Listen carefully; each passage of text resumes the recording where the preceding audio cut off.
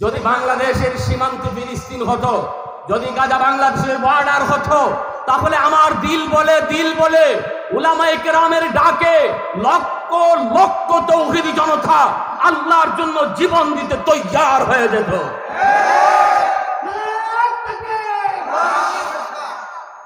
আমরা ফিলিস্তিনি যুদ্ধে শরীক হতে পারবো না, মুসলমান ভাই বোনদের কাঁধে কাঁধ মিলাতে পারবো না, কিন্তু এই বাংলার জমিন থেকে, বরিশাল পটুয়াখালীর জমিন থেকে নামাজের পরে যদি একটু হাত উঠে আল্লাহর কাছে বলি ইয়া হাইয়্যু ইয়া কাইয়্যুম, ইয়া হাইয়্যু ইয়া কাইয়্যুম, এতটুকু আমার আল্লাহর কাছে জবাব দেওয়ার জন্য যথেষ্ট হয়েছে। মুক্তির একটা ব্যবস্থা হবে। আর যাদের সুযোগ ছিল যুদ্ধ করার, যাদের সুযোগ ছিল ফিলিস্তিনের মুসলমানকে সাহায্য করার, অস্ত্র দিয়া, টাকা দিয়া, স্বর্ণ দিয়া, তারা আজকে চুপ। আরব বিশ্ব আজকে নীরব। এক শুধু ইরান মাথা উঁচু করে দাঁড়াইছে প্রতিবাদ করে, অথচ আরব বিশ্বগুলা তারা তাদের পাশে মিশর, ফিলিস্তিনের পাশে জর্দান, ফিলিস্তিনের পাশে আজকে মুসলিম দেশ জর্দান, সে তার ভাইদের পক্ষ না নিয়ে আমেরিকার পক্ষ নিয়েছে। মুসলিম দেশ জর্দান কত বড় মুনাফিক! জবাব দেওয়ার জন্য রেডি থাকো। দ্বিতীয় আব্দুল্লাহ জর্দানের রেডি থাকো, মিশরের প্রেসিডেন্ট সিসি রেডি থাকো, সৌদির বাদশা আল্লাহর কাছে জবাব দেওয়ার জন্য রেডি থাকো। ফিলিস্তিনের শিশু বাচ্চারা তোমাদেরকে আল্লাহর আদালতে কাঠগড়ায় দাঁড় করাবে। একটা শিশু ওই দিনও দেখেছি ভাইয়ের লাশের পাশে বসে বসে কাঁদতেছে আর বলতেছে, ভাইয়া যাও জান্নাতে যায়া আমার নবীর কাছে তুমি বিচার দিও, আমার রসুলের কাছে বিচার দিও। নবীর উম্মতরা আমাদেরকে সাহায্য করে নাই, অথচ আমার রসুল বলেছিলেন আল মুসলিমুন কাজাসাদিন ওয়াহিদ ইন ইশতাকা আইনুহু ইশতাকা কুল্লুহু। পৃথিবীর সমস্ত মুসলমান একটা দেহ, কোথাও যদি একজন মুসলমানের রক্ত ঝরে তোমরা মনে করবা গোটা বিশ্ব মুসলমানের রক্ত ঝরে। এটা আমার নবীর হাদিস। বলো এই হাদিস তোমরা কোথায় রেখেছো? কোথায় রেখেছো? আওয়াজ নাই, কোনো সাহায্য নাই। কিন্তু আমার মন বলে বাংলাদেশের মুসলমানের কলিজায় যতটুকু দরদ, যদি বাংলাদেশের সীমান্ত ফিলিস্তিন হতো, যদি গাজা বাংলাদেশের বর্ডার হতো, তাহলে আমার দিল বলে উলামায়ে কেরামের ডাকে লক্ষ লক্ষ তৌহিদি জনতা আল্লাহর জন্য জীবন দিতে তৈয়ার হয়ে যেত।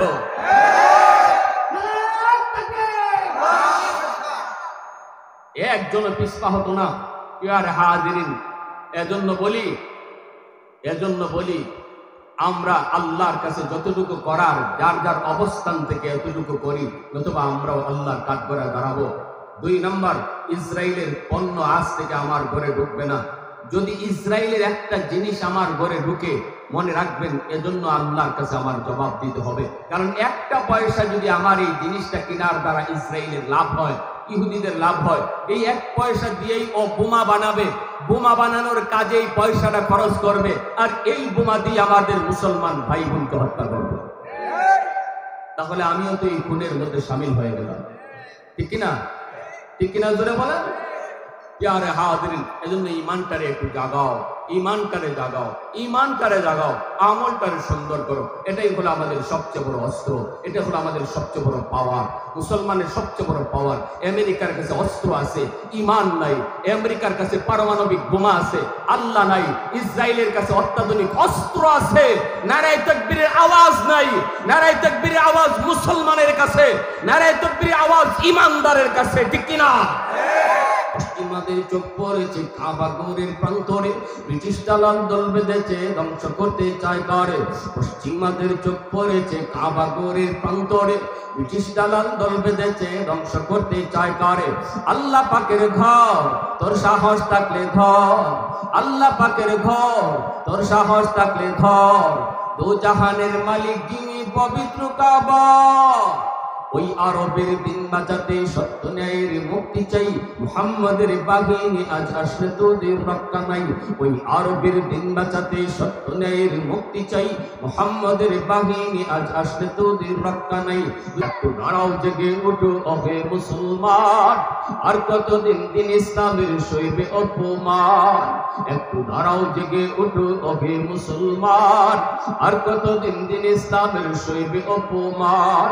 রক্ত দিয়ে পবিত্র ওই মক্কা মদিনা সেই জমিনে ইহুদিরা চলতে পারে না। নূর মক্কার ইসলাম তার থাকলো কি আর দাম, বন্দিশালায় তাকে যদি আল আকসার ইমাম।